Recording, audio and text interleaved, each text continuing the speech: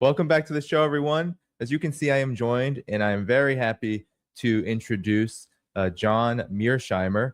John Mearsheimer is a professor at the Wendell Harrison Distinguished Service Professor of Political Science at the University of Chicago.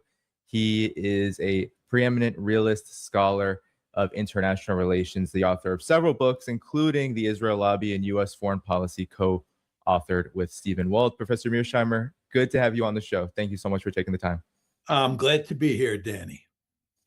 Amazing. Well, let's begin with the latest developments in the U.S. war on Iran. And I'll just pull up this summary here. The United States has been engaging in bombing campaigns, it seems like multiple each day. The U.S. has targeted much of southern Iran, the coastal towns, cities, and areas, Bandar Abbas, Keshem Island, and the like. While Iran has been, and I've heard you talk about on other programs, inflicting a pretty massive damage on the United States itself, targeting overnight the air base in Kuwait, an early radar warning system in Kuwait, a gathering of U.S. soldiers in Kuwait, as well as command and control centers, fighter jet maintenance sites in Jordan and Bahrain. Also, we have mounting evidence that these losses might include U.S. troops.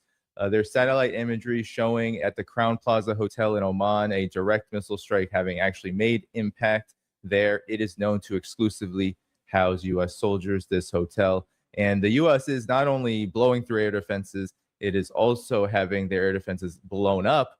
We see here satellite imagery that a Patriot air defense launcher was blown up at Erbil in Iraq. Professor Mearsheimer, can you help us understand why did the United States go to war, and what do you make of the actual situation as Trump touts that he's ready to finish off Iran? Well, I think we went to war because we thought that we could win a quick and easy victory. It's quite clear that the Israelis, and here we're talking about David Barnea, the head of Mossad, and Prime Minister Netanyahu, invented this story that if we launched the war with a shock and awe campaign and we decapitated the regime, that would in effect bring the Iranians to their knees, and we would be able to negotiate a good deal with them. And that good deal would involve getting not only regime change, but also putting an end to their nuclear enrichment capability, their long-range missile capability, and their support of the Houthis, Hamas, and Hezbollah. So those were the goals. And again, we thought that this shock and awe campaign would allow us to achieve those goals quickly. This was a cockamamie idea. There was no good strategic reason to think that this would work. And of course, it didn't work. And the Iranians have proven to be remarkably tough adversaries for the United States and for Israel. And the end result is that on June 17th of this year, President Trump signed this memorandum of understanding with Iran that was in effect a surrender document. If you look at the 14 elements of the deal that was worked out, this memorandum of understanding, you see that it was a clear victory for the Iranians on almost every point. But it looked at that juncture, this is around June 17th, and immediately thereafter, like the war would end. But President Trump wasn't satisfied with the memorandum of understanding, and he thought that he could challenge the Iranians over Article 5 of the memorandum of understanding, which had to deal with who controlled the Strait of Hormuz. It seems clear to me from Article 5 that it was the Iranians who controlled the strait. And nevertheless, the United States was not content with that interpretation. And the United States said that we had a right to create a channel, a separate channel in the Strait of Hormuz that was outside the purview of the Iranians, in which we could, in effect, escort ships through the strait. The Iranians said this was unacceptable. And it's that disagreement which flared up into a fight that has put us in a situation now where we have this tit for tat set of bombing campaigns or bombing endeavors on a daily basis that you described before. I would just add to that, President Trump has also decided to reinstate the blockade of the strait. And of course, the Iranians have reinstated their blockade of the strait. So in a very important way, we're back to where we were on the 16th of June, the day before the Memorandum of Understanding was signed. Yeah, well, there's evidence this is already having a pretty big impact, Professor Mearsheimer. We have, according to Reuters, no super tankers or any LNG carriers passed through the strait in the last day. We also have reports that international shipping firms are shunning the Omani corridor now over failure to protect vessels. This comes after Iran did strike 2 super tankers and reportedly also the port of Fujairah in recent days. What kind of impact will this have, Professor Mearsheimer? Trump and the United States right now are, every time CENTCOM puts out a report about its strikes, it says this is all about degrading Iran's ability to control the Strait of Hormuz or to endanger shipping in the Strait of Hormuz. What do you make of this? Is this at all possible? Is the United States succeeding in this realm? Well, it is clear that the United States has not been able to wrest control of the straits from the Iranians. The Iranians clearly control the Strait of Hormuz.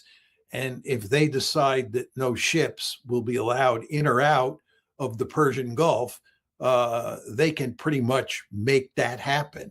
And there's not much we can do about it. I think that's quite clear. What has happened here over the past few months that's very important to understand is that the Saudis and the UAE have opened up pipelines that are designed to get oil out of the Gulf, but not go through the Strait of Hormuz. So everybody says that 20% of the world's oil and gas comes out of the strait. There's no question that that was true on February 28th when the war started. But what's happened since then is, I would estimate, about 7% of the world's oil that had been coming from Saudi Arabia and the United Emirates is still coming out. So a huge chunk of that 20% is coming out through pipelines. There's a pipeline that goes across Saudi Arabia to a port called Yanbu, which is on the Red Sea. And then that oil leaves Yanbu, goes through the Red Sea and out into world markets. And then with regard to the UAE, the Emirates, they have a pipeline that goes to Fujairah, which you were talking about. And between Fujairah and Yanbu, I would say about 7% of the world's oil continues to flow. So we've not cut off 20% of the world's oil from the Gulf. We've only cut off 13%.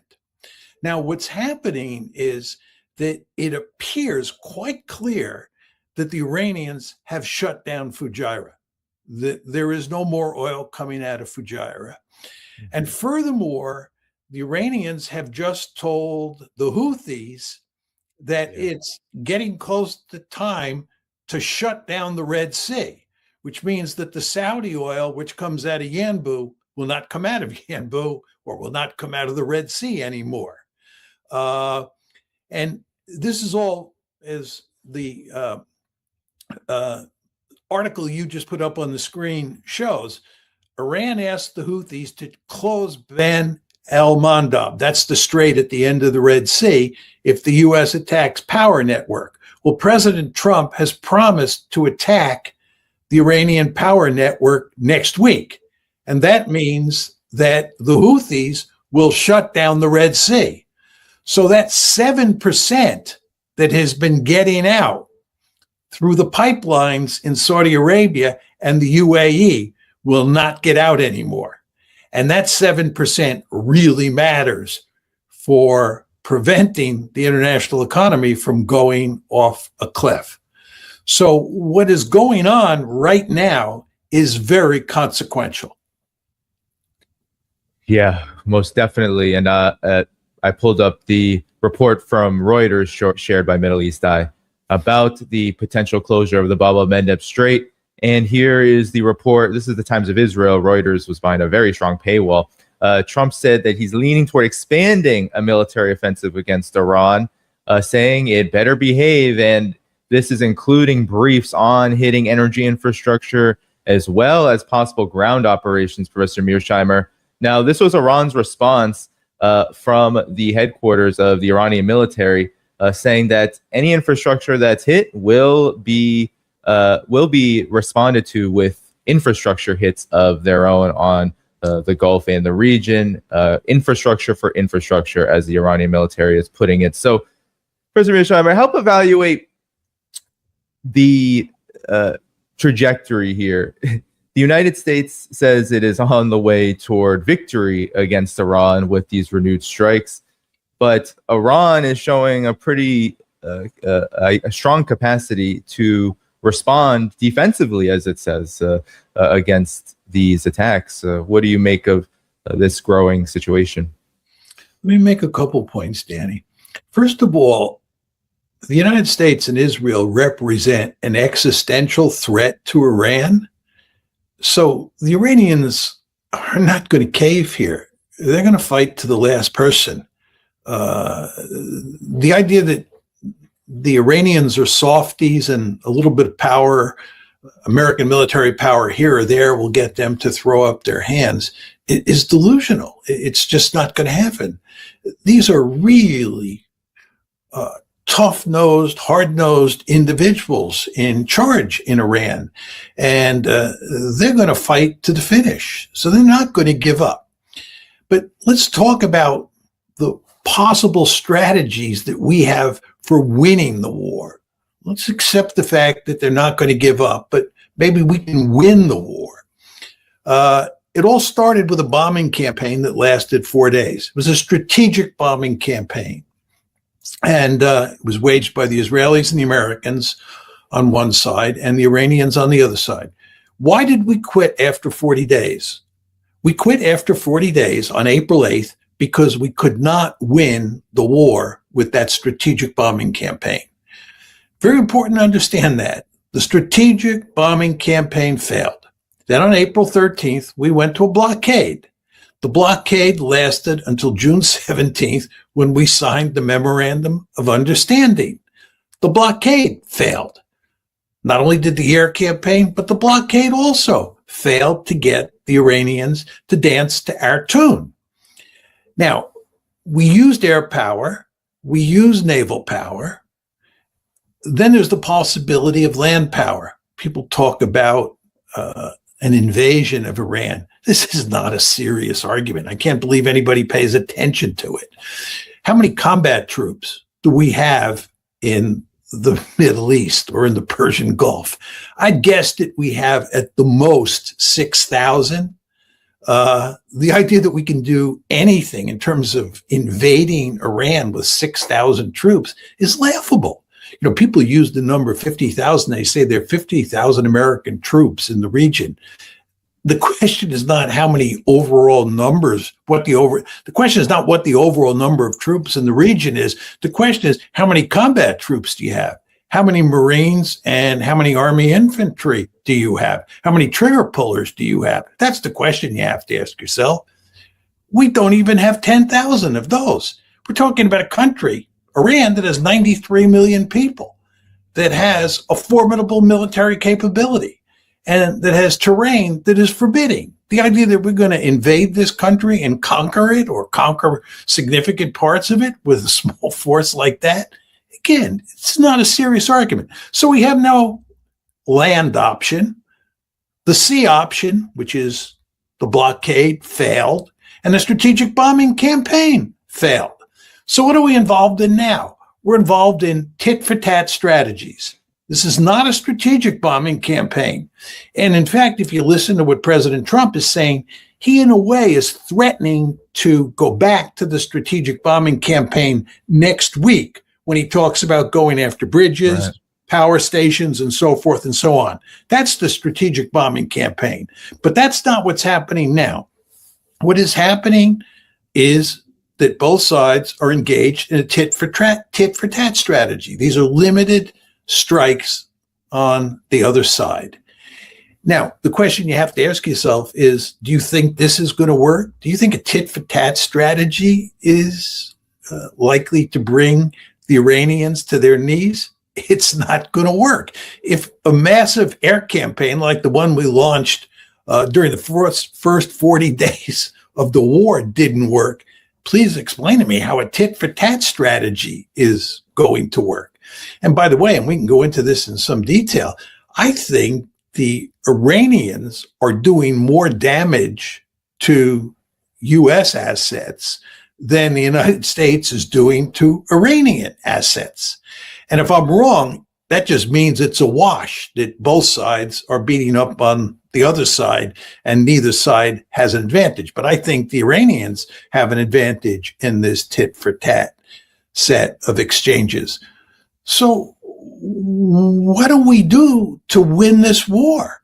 Again, you want to remember that the Iranians are tough hombres. We are up against formidable adversaries, number one. Number two, strategic bombing doesn't work. Number two, a blockade doesn't work. Number three, we have no land option. And number four, tit for tat is not going to work. All of this tells you we are playing a losing hand. And by the way, this is why President Trump signed the memorandum of understanding on June 17th. As I said before, that was a surrender document. Why? Because the Iranians had won the war. He then decided he was unsatisfied with the memorandum of understanding, and he was going to figure out some sort of clever way to obviate it, to win, to get a better deal, whatever. And he's now engaged in this tit-for-tat strategy. He's reinstated the blockade, but I do not see how this is going to lead to a success for President Trump. And he's ultimately going to have to reach a deal with Iran where Iran wins. Professor Mearsheimer, yeah, maybe we can get into some details about what exactly gives Iran the advantage here in this newest iteration of the United States' attempt to defeat Iran through war.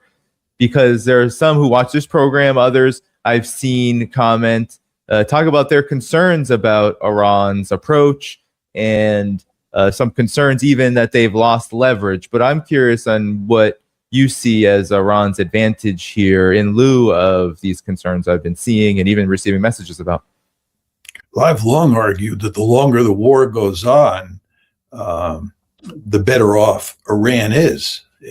If you're talking about the balance of coercive leverage, the longer the strait is closed and the less oil that gets out of the Middle East, the more damage that does to the world economy, the more damage it does to the American economy and to President Trump's political fortunes.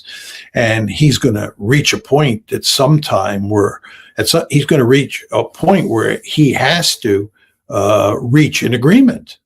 This is what happened back on June 17th. Remember, President Trump said, I signed the memorandum of understanding because I thought if I didn't, we would face, and these were his words, an economic catastrophe. That's what he said. And he also said explicitly that he didn't want to be Herbert Hoover. He said that in the context of signing the June 17th agreement. Well, that the basic dynamic that led him to sign the memorandum of understanding and say those things still applies. So all that's to say, he's going to have to reach some sort of agreement with the Iranians sooner rather than later, because the economic consequences of doing so would be disastrous. And that would be especially true if he ups the ante next week and goes after Iranian power plants, and then the Iranians, working with the Houthis, shut down the Red Sea. This would be disastrous, right? So Trump is going to have to cut a deal. There's just no way around that. He has no way of winning. What's the leverage that Trump has? The leverage is that he can do great damage over time to the Iranian economy. I think there's no question he can do real damage. But the point is that the Iranians have been suffering enormously under American sanctions, and they've been suffering enormously in this war. And all that tells you that they're used to suffering, and they have figured out all sorts of clever ways to minimize the amount of suffering that they undergo. And furthermore, as I said to you before, they're facing an existential threat. And when you're facing an existential threat, you're willing to absorb huge amounts of punishment. Just think about the bombing of Japan and the bombing of Germany in World War II. We, with that massive strategic bombing campaign in Germany and that massive strategic bombing campaign in Japan, could not bring the Japanese and the Germans to their knees. We inflicted massive punishments on both societies, but the people were willing to suck it up and go on. And the same thing will happen here with regard to the Iranians. They're not going to quit, not at this point in time. And for anybody who has any doubts about that, all you have to do is watch the film footage of the funeral of Ayatollah Khamenei, right? The Iranians are not going to quit this fight. So we don't have real coercive leverage. They have coercive leverage because they can do enormous damage to the international economy. And you might say, well, President Trump can go up the escalation ladder and we can beat them that way. On the contrary, if he goes up the escalation ladder, if he attacks power plants and bridges next week, they're going to work. The Iranians are going to work with the Houthis to shut down the Red Sea. This will be disastrous for us. And furthermore, if he begins to go after the oil producing facilities in Iran, the Iranians will retaliate against the oil producing facilities and maybe even the desalination plants in countries like Saudi Arabia, the UAE, Kuwait, and so forth and so on. The Iranians are playing a very strong hand here, a much stronger hand than the United States is. I've heard, Professor Mearsheimer, that the United States, because, and the Trump administration says this all the time, and was saying this in the middle of the most crisis, especially the middle of the 40 days of hostilities you referenced earlier, saying something to the effect of, well, we don't need the Strait because we're an independent oil producer. And there are even some critics of U.S. foreign policy who look at this and say, well, the United States is willing to sacrifice the Strait. It's willing to even sacrifice energy in the Gulf in order to, bring down Iran and to even corner energy markets on its own. What would you say to this argument? Because I'm seeing it more and more, especially the longer this war goes on. I'm seeing it more and more be talked about and argued by even those who are critical of what the United States is doing here. It's belied by American behavior. Let's go back to the June 17th Memorandum of Understanding. It said, Article 5, that Iran controls the Strait, and the future of the Strait will be negotiated between Oman and Iraq. That's what it said. The United States is not mentioned in the discussion of the Strait in Article 5. Well, if the Strait doesn't matter to the United States, why did they care about Article 5? Why was the United States so interested in undermining the Memorandum of Understanding, which is what we did by contesting the Iranians over the Strait? We wanted to have real influence on who got into and out of the Strait. we were the ones who went to great lengths to open up the Omani Channel that ran along the Omani coast. We put enormous pressure on the Omanis to side with us against the Iranians. The Omanis, by almost all accounts, were inclined to work with the Iranians to negotiate some sort of deal for monitoring traffic through the Strait of Hormuz. We were the ones who undermined any possible negotiations between the Omanis and the Iranians, because we cared greatly about the strait, and we cared greatly about having a channel in the strait that we effectively controlled. So all this rhetoric you hear bears little resemblance to reality. Now I want to ask you about more about Yemen, because not only the Bab el-Mandeb Strait situation being a possible focal point for both Iranian and maybe we could call the axis of resistance's retaliation against further U.S. escalation, but also there are reports, and we've seen earlier this week that the United States gave blessing to Saudi Arabia to attack Iran, attack its airport, and then to attack Yemen, and then Ansar Allah, the Houthis, responded quite forcefully against Saudi Arabia on its own. Now, they're saying that they are going to attack vital Saudi facilities if Saudi Arabia continues aggression against Yemen. So my question to you is, why did Trump give a green light and a blessing for Saudi Arabia to engage in this aggression with, of course, U.S. help? And I'm curious on what you believe the play here. Why do this, especially at this very sensitive moment where there is obviously a plan, or at least thoughts of escalation, which could lead to the very outcomes that you've described here. Well, I think the even more important question, Danny, which is not to say your question's not an important one, but the more important question is, why did the Saudis attack the airport in Yemen, the Houthi-controlled airport in Yemen? Why did the Saudis pick a fight with the Houthis, who not only can strike back at Saudi Arabia, but who basically can shut down the Red Sea because they live right next door to the Bab el-Mandeb Strait? It would just seem to me crazy for the Saudis to pick a fight with the Iranians, with the Houthis, who are allied with the Iranians. If anything, at this point in time, what the Saudis should be interested in doing is staying out of the fight. Being nice as possible to the Iranians, being nice as possible to the Houthis.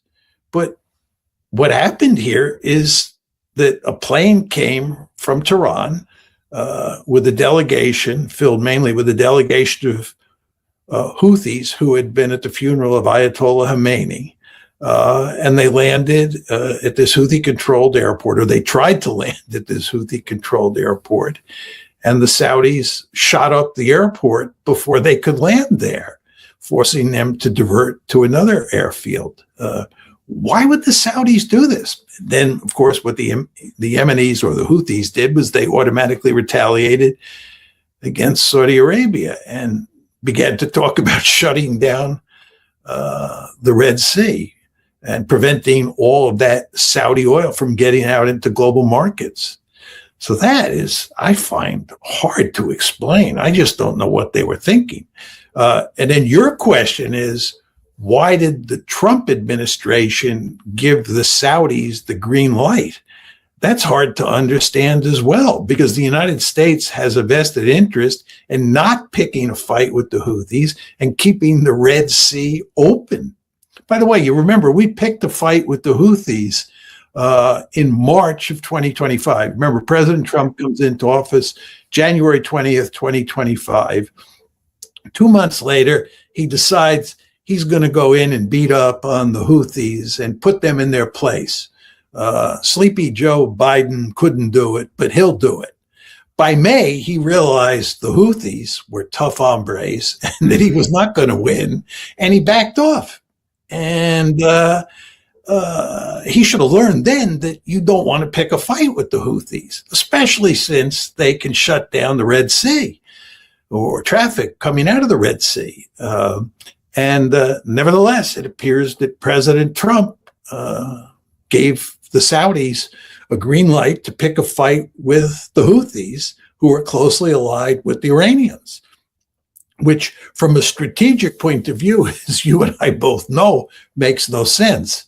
So if you're asking me to explain why the Saudis did what they did and why President Trump did what he did, I have no good answer.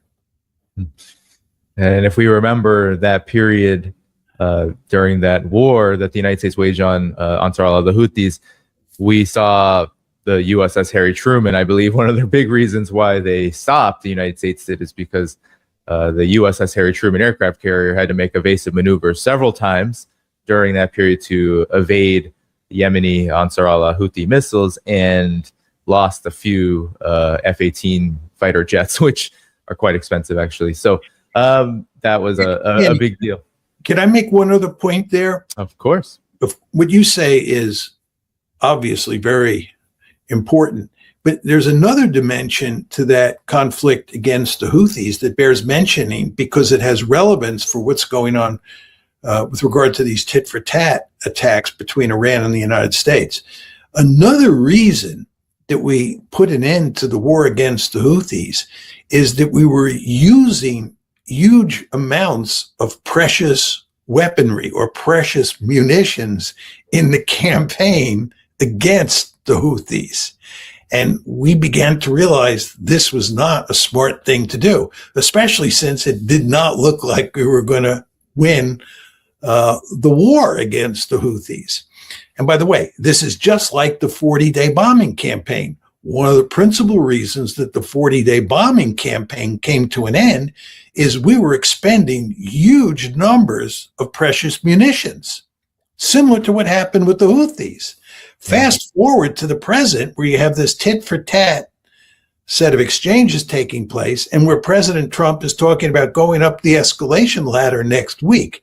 This same logic is at play again. As I said to you before, the dynamics, the underlying dynamics that produced the 17 June Memorandum of Understanding have not gone away. And the last thing we need is a protracted tit-for-tat war where we end up basically using up all of these precious munitions that we need in other contingencies around the world, especially East Asia. So this set of considerations involving munitions is another important factor pushing President Trump to put an end to this war as quickly as possible. In other words, it's not just the international economy. It's not just the damage that might be done to the Gulf states. It's also the fact that we are using up so many weapons that are in our inventory, and it will take forever and a day to replace. I wanted to ask you, Professor Mearsheimer, about Israel's role in all of this. Interestingly enough, despite being incredibly passionate about restarting the war, Israel was never in favor of the MOU, was never in favor of talks with Iran, wanted the war that lasted 40 days to continue on with no pause. But they have been sidelined almost in many respects in this tit-for-tat that you describe. There hasn't been many reports, if any, of Israeli involvement in these strikes.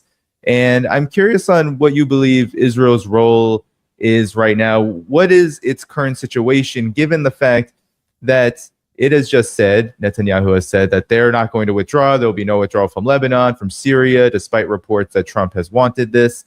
You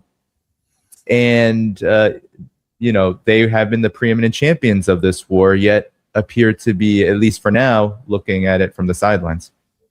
Yeah, this is a great question. This is an issue that doesn't get a lot of attention these days. The Israelis, in a way, have been sidelined in terms of the discourse about the ongoing conflict between the United States and Iran. And it's paradoxical because the Israelis played such an important role in getting the United States involved in this war, and they played such an important role in the 40-day bombing campaign. But now they don't seem to matter much in terms of the U.S.-Iran conflict. A couple points. One is, I think the Israelis understand that if they get involved in the fight, they then become a target for Iranian ballistic missiles and Iranian cruise missiles.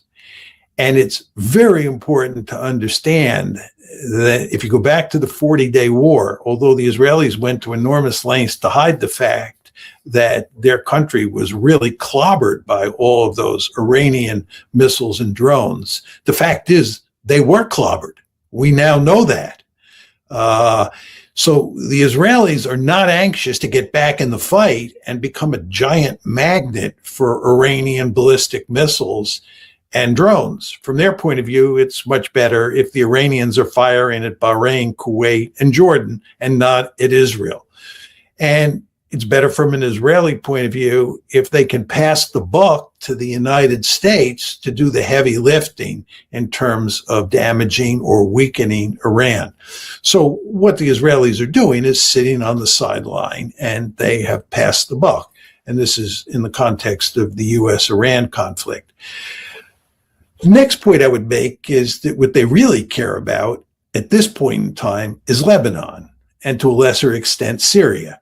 And they want to fight against Hezbollah and badly damage, if not defeat, Hezbollah in southern Lebanon. And by staying out of the Iran-US fight, or staying out of a direct fight with Iran, that frees them up to concentrate on dealing with Hezbollah. And as you know well, Danny, they are up to their eyeballs and alligators in terms of dealing with Hezbollah in southern Iran. Hezbollah is another formidable adversary. So the Israelis prefer to concentrate on southern Lebanon. And of course, they're also interested in taking territory and consolidating their position in southern Syria as well. Now, let me make one additional point on this whole subject. Going back to the Memorandum of Understanding, we've talked a lot about Article 5, which deals with the Strait, but Article 1 deals with Lebanon. And you want to remember, this is the first article in the memorandum. It's quite clear that the Iranians wanted this to be the first article. It deals with Lebanon. And the Iranians maintain that the fighting has to stop in Lebanon.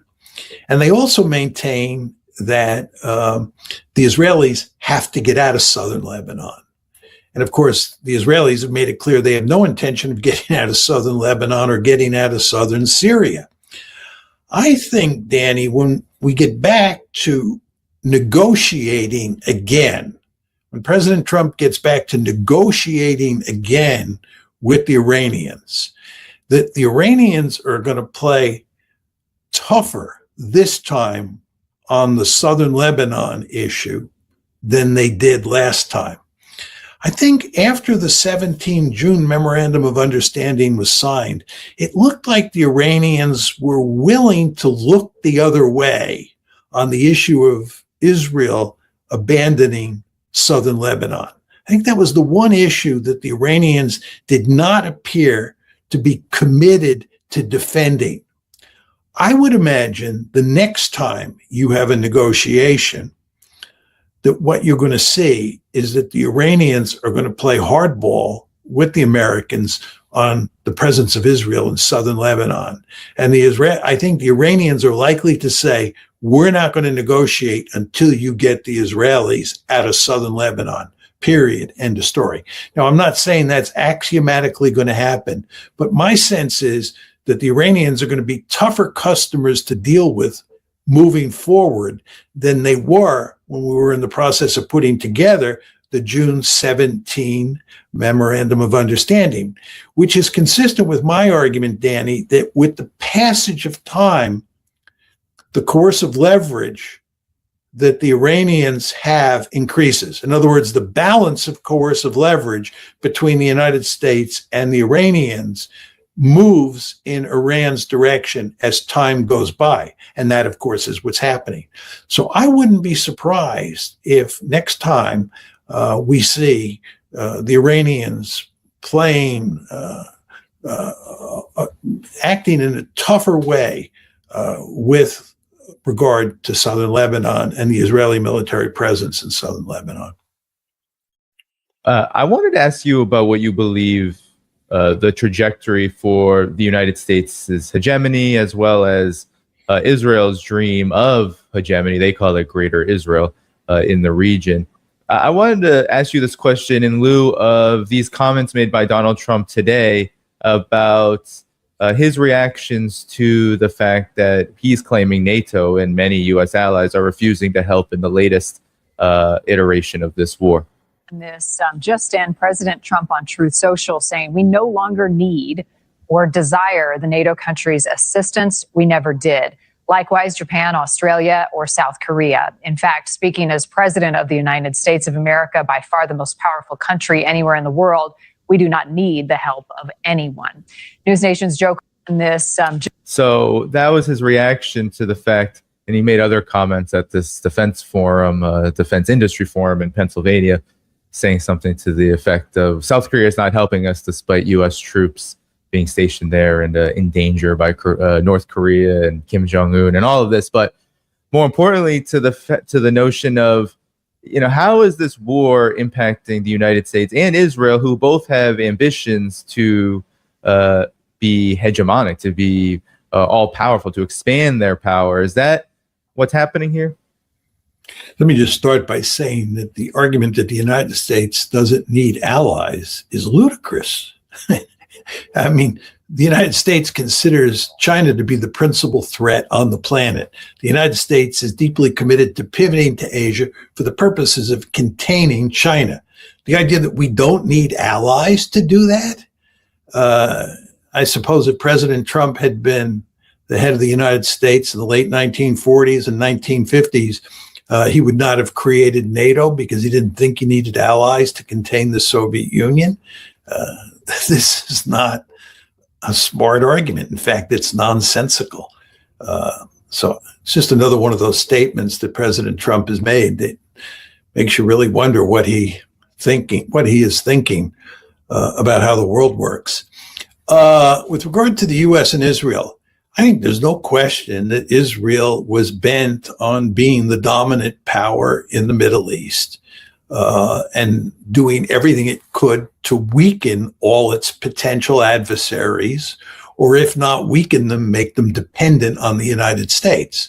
As we know well, both Egypt and Jordan, and even now Syria, are heavily dependent on the United States, which works to Israel's advantage, for sure. We also know that Israel would like to see countries, big countries in the region, greatly weakened. There's no question that Israel was not simply interested in regime change in Iran. They really wanted to break Iran into pieces. They wanted to greatly weaken Iran so that Israel was militarily much more powerful than Iran. And as many people have observed, the Israelis are now talking about Turkey as a major threat. Well, Turkey's another one of those big countries in the greater Middle East. And unsurprisingly, the Israelis have their gun sights now on Turkey. And this is all part and parcel of Israel's interest in becoming a regional hegemon, dominating the Middle East. This is not going to happen. And if anything, the Iran war has done an enormous amount of damage to Israel's pursuit of that vision, because Iran is going to come out of this war much more powerful than it was on February 27th. From the point of view of Israel, this war, the war between Iran on one side and the United States and Israel on the other side, has been a strategic disaster. No goals have been achieved. Iran now controls the Strait of Hormuz. And if a final deal is worked out, Iran will get all sorts of economic benefits that will help it grow its power in the future. So the idea that Israel is going to be a regional hegemon is no longer even possible. And of course, the Turks are not going to let that happen either. The idea that Israel is going to weaken Turkey, do great damage to Turkey, I believe is not in the cards either. With regard to the United States, I think the interesting question is whether or not the United States will stay in the Middle East, and specifically, will it stay in the Persian Gulf once this war comes to an end? The question is, will we think it makes strategic sense to rebuild our bases in places like Bahrain and Kuwait and so forth and so on? And moreover, will those 6 GCC countries want us there, given that we created this war that has led to a tremendous amount of destruction in each of their countries? It's not clear they'll want our bases there. So it remains an open question what happens to America's bases in the region and America's alliance structure in the region. All this is a way of saying that from an American and especially from an Israeli point of view, this war has been a disaster. Now, there is an audience member's question I did want to ask.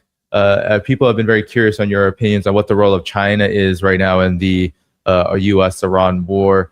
You know, there have been many theories about what China is doing. Some have said that China is even, pushing Iran to lay off certain targets, to not escalate, to maybe be more amenable to negotiations. I haven't seen any evidence of that. I know you've traveled to China several times. I've been several times. I've never seen any evidence that that's something that would be necessarily in their interest. But nonetheless, there are interests here for China in terms of stability. So I'm wondering what your opinion is, if you have any insight into what China's role in this conflict is right now, if any. Yeah, well, I don't know exactly what Chinese policymakers are thinking about Iran, but it does seem clear to me that Iran, Russia, and China are all mortal enemies of the United States. I'm choosing my words carefully here. I think that the United States is interested in seriously damaging all 3 of those countries. And I think when you're in a situation like that, situation that Iran, China, and Russia are in, you have a deep-seated interest in working together to make sure that you stymie the United States. China has a deep-seated interest, for example, in making sure that the United States does not defeat the Russians in Ukraine. Furthermore, both Russia and China have a deep-seated interest in making sure that the United States loses in its war against Iran. It would be to their advantage for sure. And therefore, you see all sorts of evidence that the Iranians are receiving important kinds of intelligence from both the Chinese and the Russians. There are all sorts of reports of Chinese and Russian weapons being sent to the Iranians, because again, the Chinese and the Russians don't want to see Iran lose. And of course, Iran has a deep-seated interest in working with China and Russia as well. To take this a step further, because the question had mainly to do with China, if you're China and you're worried about having the United States in your backyard, having the United States in your face, if you're worried about the United States pivoting to Asia to contain you, the idea that the United States gets sidetracked by launching a war in the Middle East that turns into a protracted war is wonderful news. The war in Iran has caused the United States to pivot away from East Asia so that it has sufficient forces in the Persian Gulf to fight against Iran. This is manna from heaven for the Iranians. For the Chinese. So the Chinese, in a very important way, have a vested interest in not only seeing the war, not only seeing the United States lose the war, but seeing the war go on and on, because it pins the United States down in the Middle East. So I think the net effect of this war is a win for China. Yeah, which always made me curious about, some have noted that perhaps, China has a very good relationship with Pakistan, and some have noted that maybe it would be China through Pakistan pushing for negotiations and pushing for an end to the war. But at the same time, Pakistan itself has a deep interest in not having this war spiral out of control, not least because it's balancing relations with Iran, and the fact that even just today, there were top military leaders saying that if Iran attacks Saudi Arabia, for example, if this energy tit for tat, the infrastructure for infrastructure actually goes through, then Pakistan may be actually compelled to follow their military to military agreement that Saudi Arabia and Pakistan have. So I think, I'm curious on your response to this, that sometimes I feel like people maybe dismiss the role of even these intermediaries like a Pakistan, which has interests of its own and is actually in the region, unlike China, which is still not in the region, despite its interest, as you said, deep interest in ensuring that, or at least deep interest in allowing the United States to continue on its, foray and endless war in this part of the world. Well, I think the question you have to ask yourself, Danny, is what would Pakistan gain by coming into a fight between Saudi Arabia and Iran? Let's assume the Iranians attack Saudi Arabia and the Saudis retaliate, and you have a significant tit-for-tat campaign between the two of them.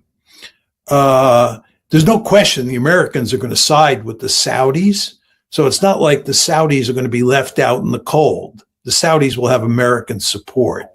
What's the value added from Pakistan's point of view of getting involved? I mean, are they going to tip the balance against Iran? I don't think so. Are they going to matter very much in terms of who wins the fight? I don't think so.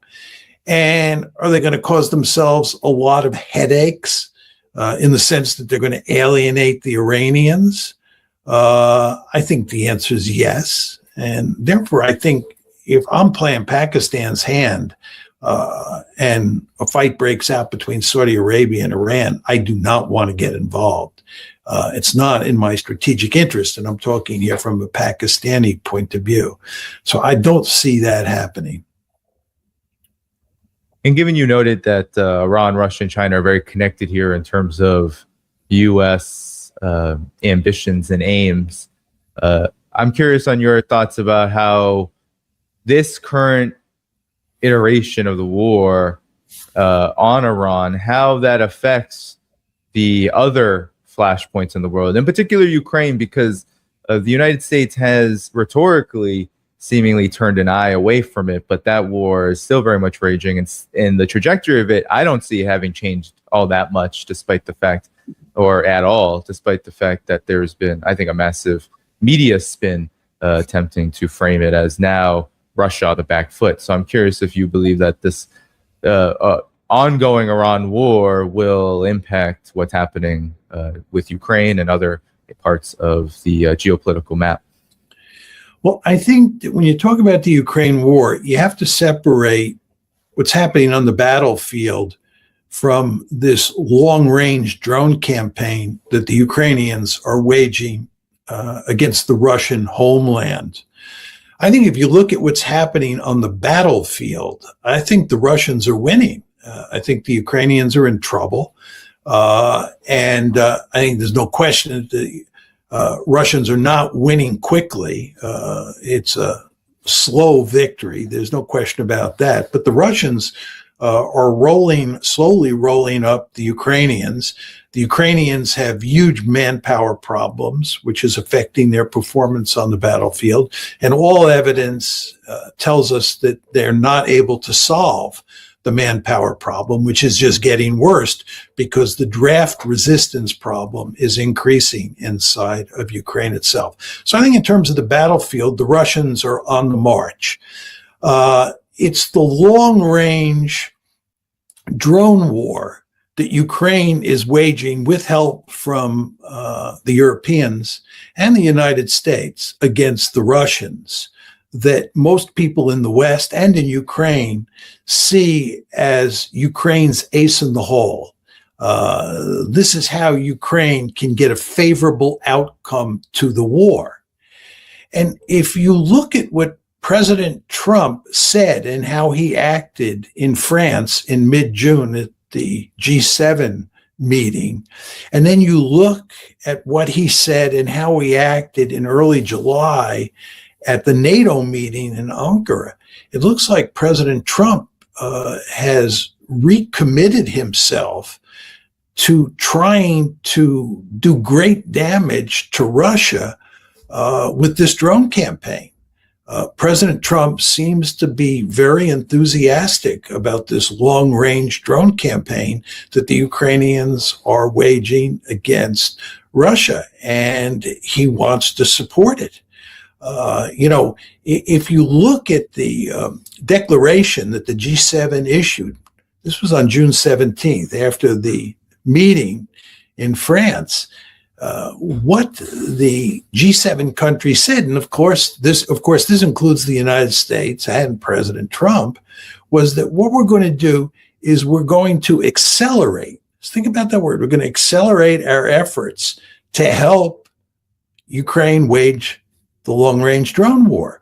Furthermore, it said that we were going to continue to push hard to do more damage to the Russian economy. This clearly signifies to me that President Trump is still in the fight against Russia in Ukraine.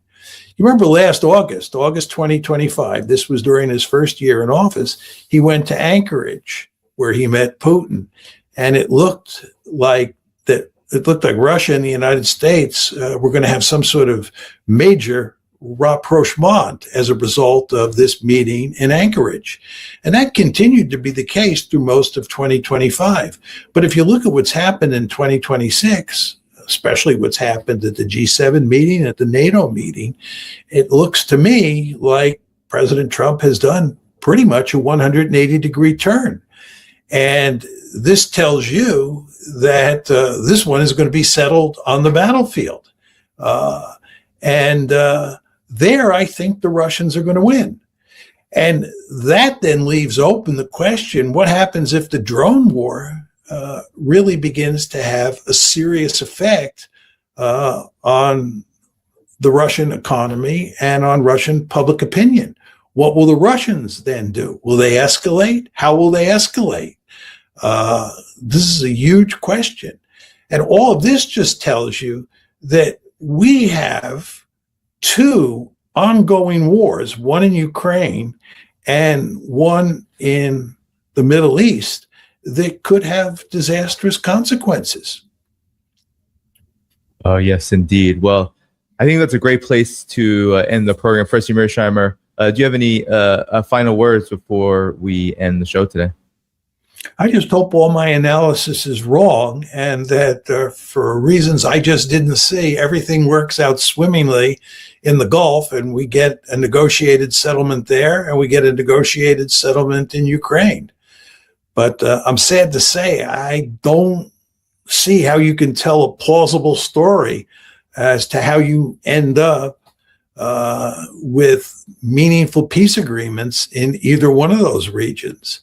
I think what you see is trouble for as far as the eye can see. And this is thoroughly depressing. Well, I want to thank everyone for giving a super chat, who gave a super chat. I want to thank everyone who viewed today and all the moderators who helped out with the chat. Just quickly, tomorrow I'll be back on 12 noon Eastern time, July 17th with Pepe Escobar. First, Mearsheimer, it was great to be with you. We can head out together. Everyone hit the like button. That will keep the stream boosted after we are done.